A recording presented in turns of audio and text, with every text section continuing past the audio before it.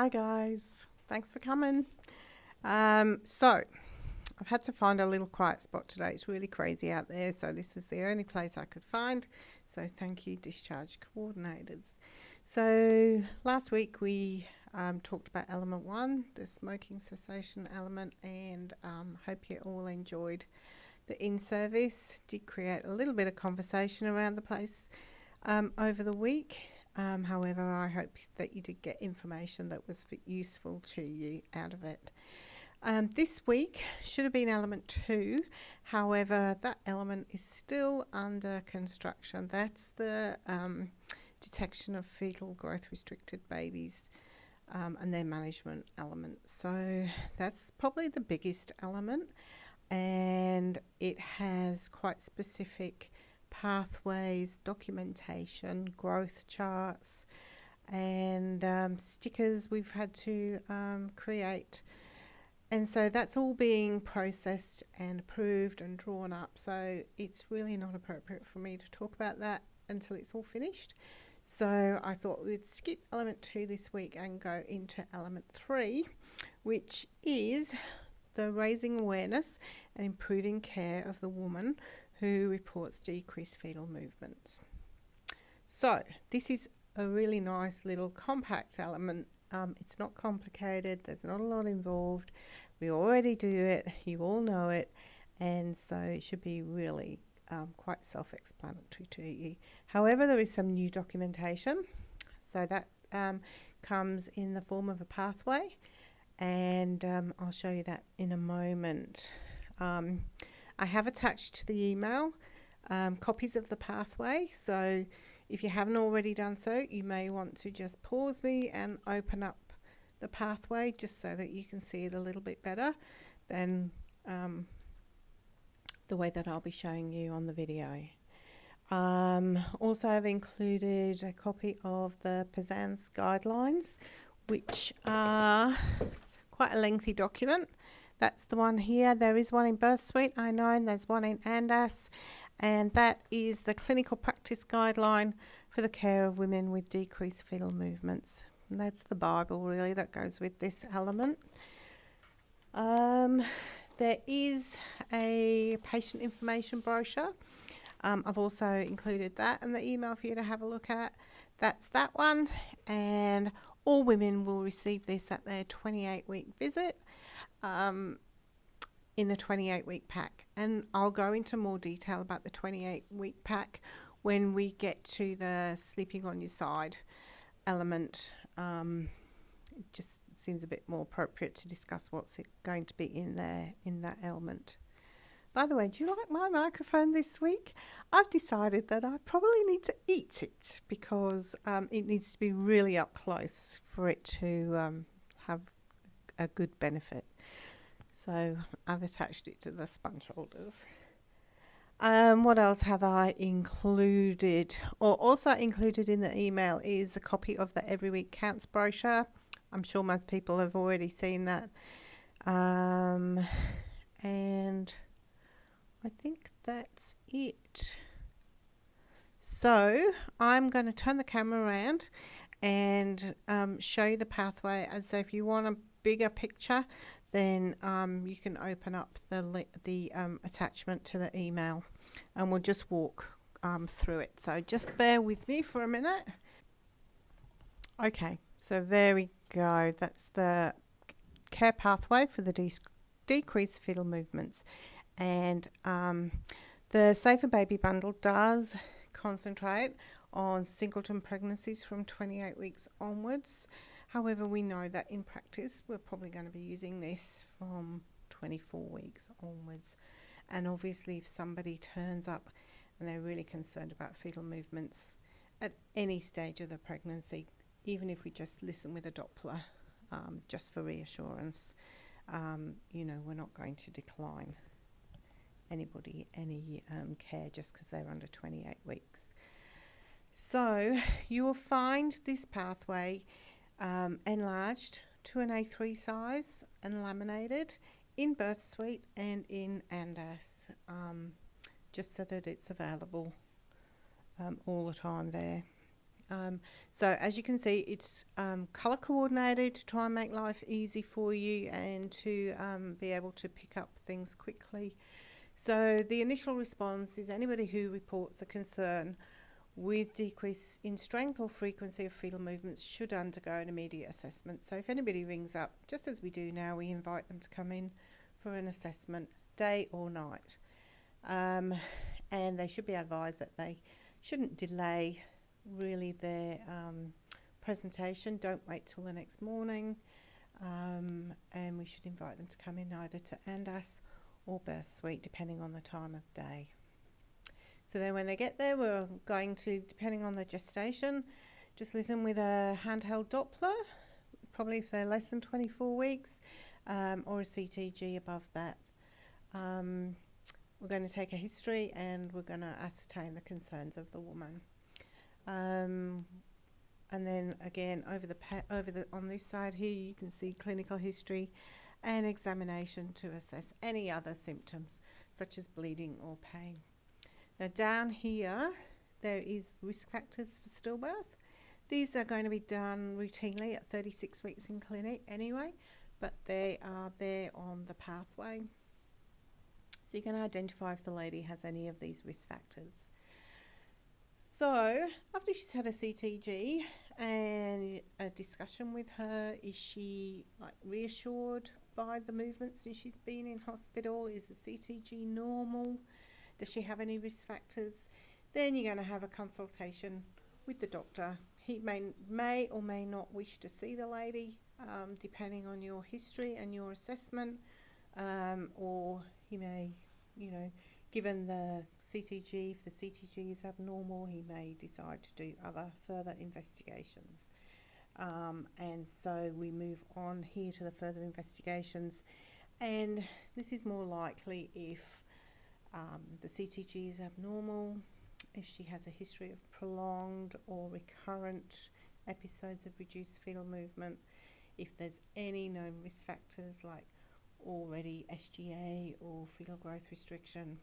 And so he or she may well then ask for a CLIHAO to be done and also organise for an ultrasound to be done.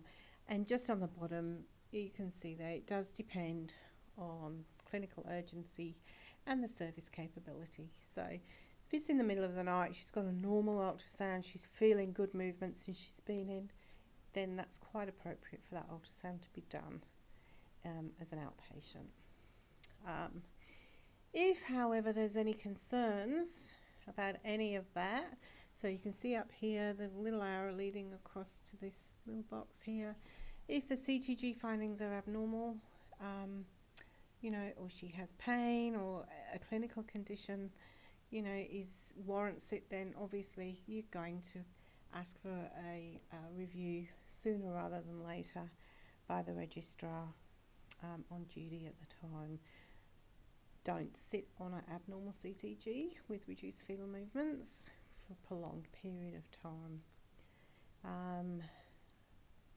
Moving on, you can see up here also in this blue box, up until now, if however you cannot find the fetal heart, what happens then? So the pathway does talk about that. So you're obviously going to, just as we would do anyway, inform the registrar, ask for an urgent review. They're going to come, they're probably going to do a portable ultrasound, and then if you still don't think there's a fetal heart present, arrange for a formal ultrasound to be done downstairs in the department.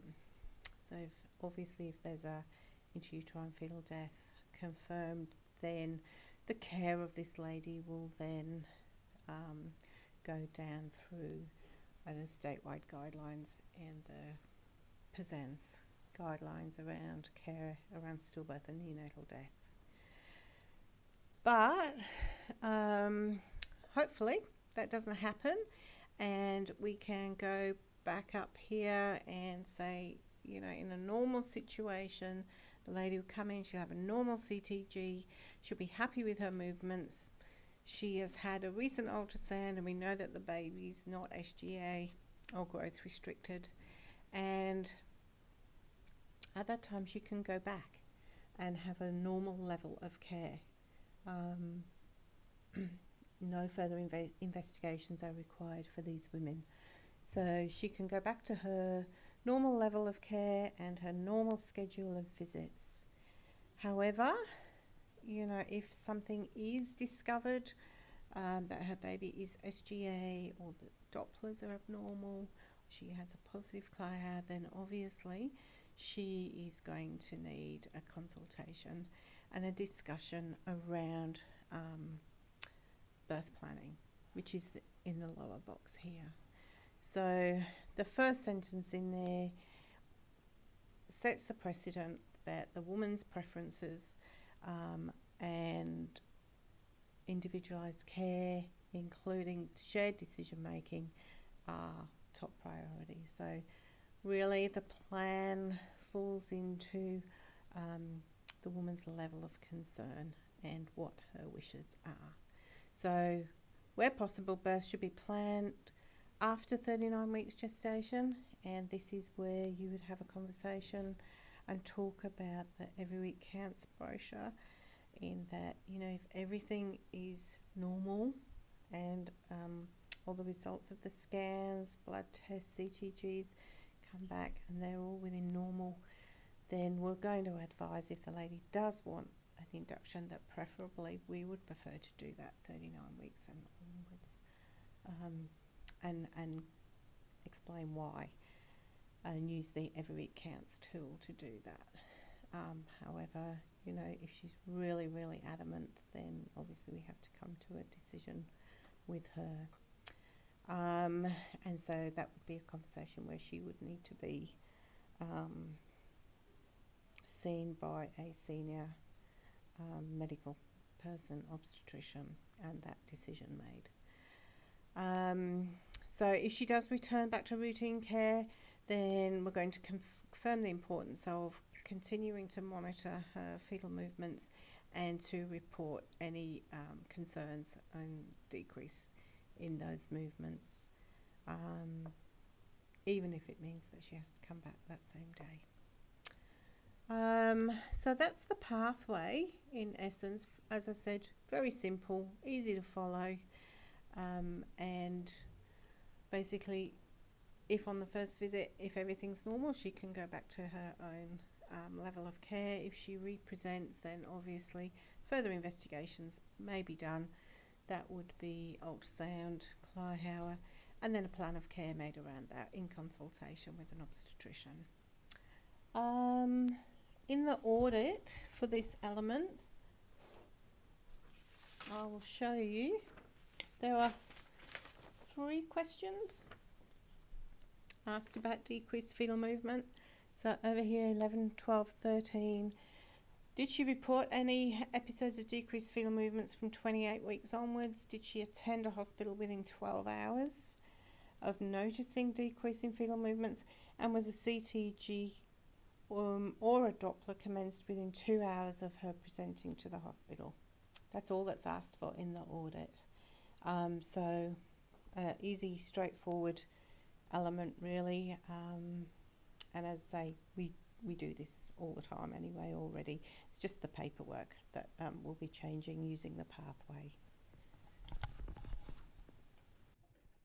Hi guys, so I hope that clarified things a little bit for you. As I've said, we do this anyway. It's not anything new for us, and we're just going to be using the pathway and the Safer Baby Bundle information brochure. So I hope that has helped you. Just a little note on the feedback that we've had from the Safer Baby Bundle team.